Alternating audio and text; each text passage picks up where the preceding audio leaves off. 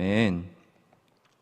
우리 다 같이 보실 하나님의 말씀은 신약성경 로마서 1장 19절로 20절까지의 말씀입니다.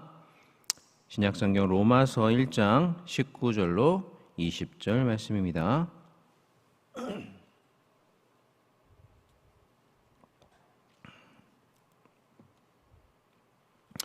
로마서 1장 19절로 20절 말씀 다 찾으신 줄로 알고 한 목소리로 같이 읽겠습니다. 이는 하나님을 알만한 것이 그들 속에 보임이라. 하나님께서 이를 그들에게 보이셨느니라. 창세로부터 그의 보이지 아니하는 것들 곧 그의 영원하신 능력과 신성이 그가 만드신 만물에 분명히 보여 알려졌으나니 그러므로 그들이 핑계하지 못할지니라. 아멘. 도르트 신조 제3, 4항의 1장과 2장은 인간의 타락 그리고 그 타락의 전파에 관해서 이야기하고 있습니다. 첫사람 아담과 하와는 하나님과 언약을 맺었지만 그 언약을 파기하고 죄를 범함으로 하나님의 형상을 잃게 되었습니다. 그로 인해 인간이 원래 가지고 있던 그런 아름다운 은사들, 즉 인간의 지성은 어두워졌고 의로웠던 의지는 사악하고 완강해졌으며 순결했던 감정은 불결해 버렸습니다. 부정하게 되었습니다. 마치 그을린 건물의 잔해처럼 인간은 타락 후 하나님의 형상으로서의 원래 가지고 있던 영광을 드러내지 못하는 그러한 존재로 전락해 버리고 말았습니다.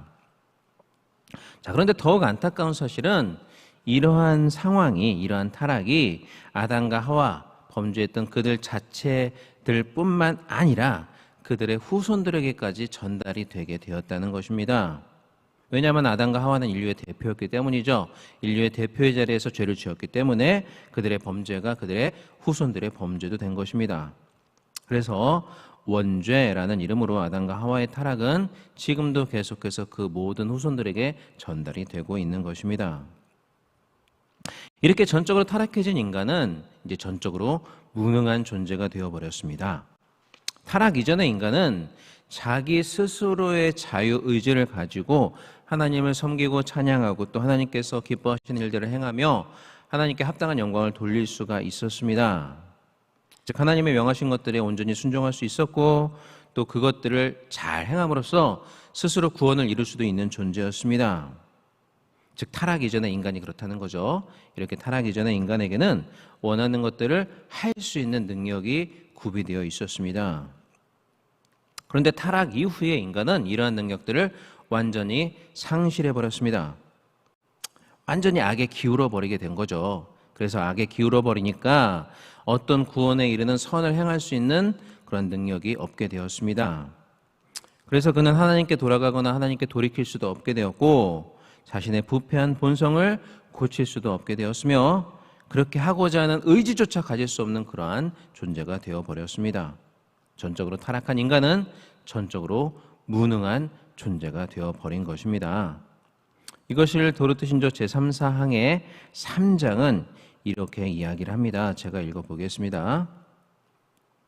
그러므로 모든 사람은 죄 가운데 잉태되어 진노의 자녀로 태어나며 악에 기울어 어떤 구원에 이르는 선도 행할 수 없게 되었고 죄 가운데 죽어 죄의 노예가 되었습니다. 그래서 중생케 하시는 성령의 은혜 없이는 그들은 하나님께로 돌아가거나 자신의 부패한 본성을 고치거나 그런 개혁을 하려는 의지조차도 가질 수 없게 되었습니다.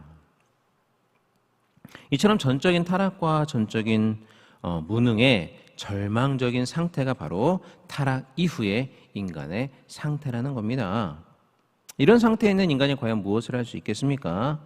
구원을 위해서 인간이 할 수 있는 스스로 힘으로 할 수 있는 것은 아무것도 없게 되었습니다. 아니 뭔가 오히려 해보려고 하면 할수록 더욱 죄의 깊은 구렁텅이로 빠져드는 그러한 비참한 상태가 되었습니다. 그래서 방금 읽어드린 신조 말씀 가운데 중생케 하시는 성령의 은혜 없이는 이렇게 악에 기울어진 인간에게 아무런 희망도 없다라고 이야기를 하고 있습니다. 우리 인간, 전적으로 타락하고 무능해진 인간들에게 주어진 마지막 유일한 희망은 성령의 은혜뿐이다. 하나님의 은혜뿐이다 라는 것이죠. 그래서 이제 신조는 앞으로 이제 이 은혜에 대해서 설명을 하는데요. 이 은혜에 대해서 말하기에 앞서서 먼저 4장과 5장에서 두 가지를 설명을 하고 있습니다. 이 두 가지가 뭐냐? 만약에 인간이 타락하지 않았다면 그것들을 가지고 하나님을 바로 알 수 있었던 그 두 가지 방법인데요. 바로 자연의 빛이라는 것과 율법, 이 두 가지를 먼저 이야기하고 있습니다. 먼저 이 자연의 빛과 관련해서 신조는 4장에서 이렇게 말씀을 합니다. 제가 읽어보겠습니다. 타락 이후에도 모든 사람 안에는 일정한 자연의 빛이 남아있어서 이를 통해 하나님에 대한 어떤 개념이나 자연적인 일들, 도덕과 비도덕의 구별 같은 것들을 어느 정도 알고 있으며 선한 행위나 외적인 도덕성에 대한 열망도 보입니다. 그러나 이 자연의 빛은 사람들이 하나님을 구원에 이르게 아는 지식으로 나아가거나 하나님께 회개하고 돌아오도록 인도할 수는 없습니다. 자, 여기서 말하는 자연의 빛이라는 것은 하나님께서 인간에게 본성적으로 심어주신 하나님에 대한 인식 또는 도덕적인 감각과 같은 것들을 말합니다. 그러니까 인간이 하나님의 형상이기 때문에 인간에게 본성적으로 부여된 것으로서 이것을 통해서 인간은 하나님이 계시는구나를 직관적으로 알 수 있고 또 이성을 가질 수 있게 되었으며 또 이제 마음의 양심 같은 것들이 있어서 도덕과 비도덕을 구별할 수 있게 된 거죠. 우리 인간에게 그러한 능력이 있는 것은 다 하나님께서 우리에게 심어주신 이 자연의 빛으로 말미암아 가능하게 되는 것입니다. 그리고 칼빈은 이것을 기독교 강요에서 종교의 씨앗이라고 부르기도 하였습니다. 왜냐하면 이 씨앗으로 인해서 모든 인간에게는 하나님을 찾고자 하는 그런 종교적인 본능이 내재되어 있기 때문이죠. 하나님은 이 종교의 씨앗, 곧 자연의 빛을 모든 인간에게 본성적으로 심어 주셨습니다. 그리고 이 자연의 빛은 인간이 타락 이후에도 어느 정도는 인간에게 남아 있습니다. 원래대로라면 인간이 타락하면 하나님의 본성을 잃음과 동시에 이 자연의 빛도 다 잃어버려야 됐습니다.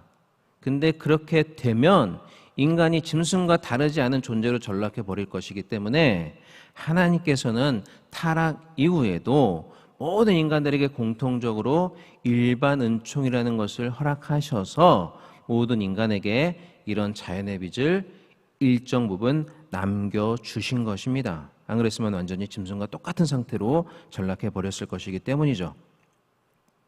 그래서 이런 자연의 빛 때문에 타락 이후에도 인간은 그것을 가지고 하나님에 대한 어떤 개념이나 자연적인 일들, 도덕과 비도덕의 구별과 같은 것들을 어느 정도 알고 있고 또 선한 행위나 도덕적인 어떤 그 외적인 도덕에 대한 열망을 보이기도 합니다. 그러니까 하나님을 알지 못하는 자들 가운데서도 우리가 객관적으로 평가하기에 저 사람은 굉장히 선하게 사는구나 라는 사람들이 존재하는 것이 아니겠습니까? 이게 다 하나님께서 남겨주신 그 자연의 빛 때문에 가능하게 된다는 것입니다. 이처럼 타락 이후에 인간에게 남겨진 자연의 빛은 인간으로 하여금 여전히 인간일 수 있도록 해 주었고 또 공동체 생활, 사회생활이 가능할 수 있도록 해 주었습니다. 또 어느 정도는 선한 삶을 살 수 있도록 만들어 주기도 하였습니다. 그런데 문제는 이 자연의 빛은 인간을 구원으로 인도하는 데는 완전히 무능하다는 사실입니다. 그래서 신조는 그러나 이 자연의 빛은 사람들이 하나님을 구원에 이르게 아는 지식으로 나아가거나 하나님께 회개하고 돌아오도록 인도할 수는 없습니다 라고 말하고 있는 것이죠. 여전히 인간을 인간일 수 있도록 해주고 또 공동체 생활을 가능하게 해주었으며 그 안에서 어느 정도 선한 생활을 할 수 있도록 만들어 주기는 했지만 가장 중요한 문제인 구원의 문제에 있어서 이 자연의 빛은 여전히 무능하다라는 것입니다. 게다가 무능할 뿐만 아니라 이 자연의 빛은 인간을 허망한 쪽으로 이끌어 갑니다. 이 자연의 빛이 곧 종교의 씨앗이라고 말씀을 드렸지 않습니까? 즉 인간에게는 본능적으로 초월적인 존재를 갈망하는 그런 본성이 내재가 되어 있습니다. 모든 인간에게 종교적 본성이 있는 것이 바로 이 종교의 씨앗 때문인 것인데, 그러나 이 종교의 씨앗, 자연의 빛은 타락으로 인하여 역시 똑같이 부패했기 때문에 온전한 기능을 발휘하지 못하게 되었습니다. 그래서 원래대로라면 이 씨앗은 아름답게 열매를 맺어서 인간으로 하여금 올바로 하나님께 나아가게 하고, 또 그 안에서 구원에 이르는 열매를 맺도록 도와줘야 되는 기능을 해야 되는데, 이게 고장나 버리니까 하나님 대신 다른 것을 추구하도록 만들어 버리게 되었다는 것입니다. 그러니까 뭔가 초월적인 존재를 갈망하게 만들긴 하지만 하나님께로 나아가지는 못하게 만든다는 거죠. 고장났기 때문에. 그러니까 우리 인간 사회에 정말 그토록 수많은 우상들이 존재하게 된 이유가 바로 이것 때문입니다. 이 종교의 씨앗은 인간에게 종교적인 갈망을 느끼게 해줄지언정 그 올바른 대상인 하나님께로 나아가지는 못하게 만든다는 겁니다. 게다가 이 종교의 씨앗이 인간에게 주어졌기 때문에 인간은 하나님 앞에서 하나님을 알지 못했습니다 라는 핑계를 댈 수가 없다는 겁니다. 하나님을 알만한 것, 즉 자연의 빛을 하나님의 인간에게 본성적으로 심어주셨고, 또 그것을 통해 하나님의 영원하신 능력과 신성을 알 수 있도록 하나님께서 해주셨기 때문에, 그러나 그것을 인간이 망가뜨린 것이기 때문에 결국 그 어떤 인간도 하나님을 알지 못했다라고 핑계할 수는 없다라는 겁니다. 그것을 오늘 본문이 우리에게 이야기를 해주고 있는 것이죠. 오늘 본문 말씀 로마서 1장 19절로 20절 다시 한번 같이 읽어보겠습니다. 이는 하나님을 알만한 것이 그들 속에 보임이라. 하나님께서 이를 그들에게 보이셨느니라. 창세로부터 그의 보이지 아니하는 것들 곧 그의 영원하신 능력과 신성이 그가 만드신 만물에 분명히 보여 알려졌으니 그러므로 그들이 핑계하지 못할지니라. 하나님께서 인간에게 주신 자연의 빛이라는 능력은 만약에 인간이 타락하지 않았다면 그것을 통해서 하나님을 올바르게 알 수 있는 능력이었습니다. 하나님이 이걸 우리에게 주신 거죠. 그러나 인간이 타락함으로 말미암아 그것을 고장내 버렸기 때문에 더는 인간에게는 무용지물의 것이 되어 버렸습니다. 구원의 문제에 있어서 말이죠. 아니, 무용지물이 되었을 뿐만 아니라 오히려 인간을 허망한 곳으로 인도하고 또 인간으로 하여금 하나님을 알지 못했다라고 핑계하지 못하게 만드는 그런 근거가 되어 버렸습니다. 인간에게 불리한 것이 되어 버린 것이죠. 이처럼 인간의 타락은 자연의 빛이라는 하나님께서 인간에게 주신 이 소중한 은사와 능력을 무용지물로 만들어 버렸을 뿐만 아니라 그것이 오히려 인간에게 불리하게 작용하도록 만들어 버린 것입니다. 그리고 이것은 우리가 다음 주에 살펴볼 율법의 경우에도 마찬가지입니다. 율법은 하나님의 뜻을 드러내는 것으로서 그 자체가 선한 것이지만 인간의 타락으로 말미암아 그것은 또한 무용지물이 되어 버렸고 오히려 인간을 정죄하는 역할만을 하게 되었습니다. 이에 대해서는 다음 주에 계속해서 좀 더 자세히 말씀을 드리겠습니다. 자, 이 문제를 해결할 수 있는 유일한 방법은 뭘까요? 이렇게 절망적인 상태에 빠진 인간의 유일한 구원의 희망은 무엇일까요? 오직 성령의 은혜뿐입니다. 그런데 너무나도 감사한 것은 저와 여러분은 이미 이 성령의 은혜를 선물로 받았다는 사실입니다. 그렇기 때문에 우리는 이 성령을 온전히 의지하기만 하면 이 성령의 은혜로 말미암아 하나님의 선하시고 기뻐하시고 온전하신 뜻을 분별할 수 있을 뿐만 아니라 하나님이 기뻐하시는 일을 할 수가 있게 된 것입니다. 자, 그러나 아무리 우리가 성령의 은혜로 회복이 되었다 할지라도 이렇게 하나님이 기뻐하시는 일들을 우리가 우리의 삶 가운데 계속해서 해나갈 수 있기 위해서는 날마다 공급해 주신 하나님의 계속적인 은혜의 역사가 여전히 우리에게 필요합니다. 그러므로 우리 안에 이미 회복된 이 소중한 은사를 잘 활용을 하되 이런 선한 것들을 할 수 있는 것조차 여전히 또 다른 하나님의 은혜 때문이구나 라는 사실을 우리가 온전히 깨닫고 온전히 하나님을 의지하며 하나님께서 우리에게 공급해 주시는 날마다의 새로운 계속적인 은혜를 공급받아야 하나님이 기뻐하시는 삶을 살아갈 수가 있습니다. 그러나 우리는 이미 이것을 받았기 때문에 그렇게 살아갈 수가 있게 되는 것이죠. 그러므로 날마다 공급해 주시는 성령의 은혜를 계속적으로 공급을 받고 또 그것을 온전히 의지함으로 하나님이 기뻐하시는 삶을 평생 살아가시는 그런 저와 여러분이 될 수 있기를 시간 주님의 이름으로 간절히 축원합니다. 예, 기도하겠습니다. 사랑과 은혜가 많으신 우리 하나님 아버지 은혜와 사랑을 진심으로 감사를 드립니다. 이 시간 우리를 피곤한 가운데도 깨워주시고 귀한 주님의 존전 앞에 나와서 또 유튜브를 통해서 하나님 앞에 예배드리고 또 말씀 듣고 하나님을 찬양할 수 있는 귀한 은혜의 시간을 허락하심에 감사를 드립니다. 또한 말씀을 통해 우리에게 귀한 은혜를 주셔서 감사를 드립니다. 우리가 얼마나 깊이 타락하고 무능한 존재인지 다시금 깨닫게 하심에 감사를 드립니다. 우리 안에 남아있는 자연의 빛으로는 결코 하나님께 나아갈 수 없으며 오직 성령의 은혜로만 회복과 구원이 가능하다는 사실을 이 시간 우리가 고백합니다.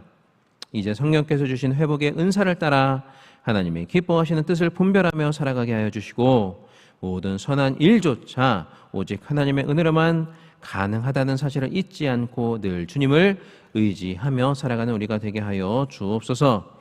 또 하나님 아버지 이 시간 주님 앞에 나올 때 빈손으로 나오지 아니하고 귀한 예물 드리는 믿음의 권속들이 있습니다. 여러 가지 감사의 제목을 담아 하나님 앞에 감사의 예물을 올려드립니다. 또 하나님 아버지 정해진 순서에 따라 1,000번째 헌금으로 하나님 앞에 영광을 올려드립니다. 귀한 예물들 하나님께서 기뻐 받아주시고 천배만배 축복으로 채워주시며 또한 이 예물들이 쓰이는 곳마다 하나님의 귀한 영광만이 온전히 드러나게 하여 주옵소서. 감사드리며 이보는 말씀 우리 주 예수 그리스도의 이름으로 기도하옵나이다. 아멘. 하늘에 계신 우리 아버지여 이름으로 기억임에 받으시오며 나라의 마옵시며 뜻이 하늘에서 이루어진 것 같이 땅에서도 이루어지이다. 오늘날 우리에게 양식을 주옵시고 우리가 우리에게 죄 지은 자를 사하여 준 것 같이 우리 죄를 사하여 주옵시고 우리를 시험에 들게 하지 마옵시고 다만 악에서 구하옵소서. 대개 나라와 권세와 영광이 아버지께 영원히 있사옵나이다. 아멘. 자, 이 시간 우리 다 같이 기도하겠습니다. 먼저 교회와 담임 목사님을 위해서 합심하여 기도해 주시기를 바랍니다. 오늘 예배 가운데 우리 담임 목사님 능력의 말씀 잘 선포하실 수 있도록 강건함을 허락해 달라고 또 성령의 충만함을 허락해 달라고 위해서 기도해 주시고 오늘 각 처소에서 드려지는 모든 예배가 성령께서 함께 하시는 신령과 진정의 예배가 될 수 있도록 위해서 기도해 주시길 바랍니다. 또 작년 여름 수련회가 얼마 앞으로 다가오고 있습니다. 우리 담임 목사님께 은혜와 능력을 허락하셔서 하나님께서 우리에게 주시고자 하는 귀한 말씀들 작년 수련회를 통해서 폭포수와 같이 우리 안에 넘쳐날 수 있도록 하나님께서 함께 해주시기를 위해서 또 모든 성도들이 수련회를 통해서 새롭게 회복되고 은혜 받는 귀한 시간 될 수 있도록 작년 여름 수련회를 위해서도 합심하여 기도해 주시기를 바랍니다.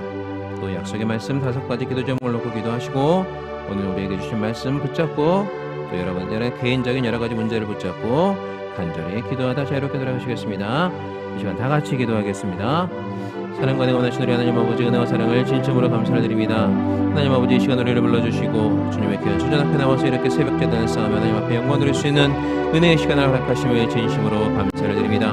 하나님 아버지 이 시간 우리가 합심하여 먼저 기도할 때 우리 교회를 위해서도 우리 담임 목사님을 위해서 합심하여 기도하기를 원합니다. 오늘 각 처소에서 드리는 모든 예배마다 하나님께서 기뻐 받으시는 신령과 진정의 예배만이 드려질 수 있도록 도와주시고 모든 성도들 귀한 마음으로 와서 하나님 앞에 온전한 헌신의 예물을 드릴 수 있는 자신들을 그렇게 살아있는 산제사 하나님 앞에 드릴 수 있는 귀한 예배들을 드릴 수 있도록 아버지 함께 해주시고 우리 담임 목사님 붙잡아 주셔서 오늘 여러 차례 귀한 말씀들을 선포하실 때 지치지 않을 수 있도록 주여 도와주시고 매 예배마다 새로운 능력과 성령의 은혜로 새롭게 채워지는 은혜의 역사들을 우리가 감격하며 회복하고 또 그것들을 체험할 수 있도록 주님 아버지 함께 하시고 인도하여 주시옵소서.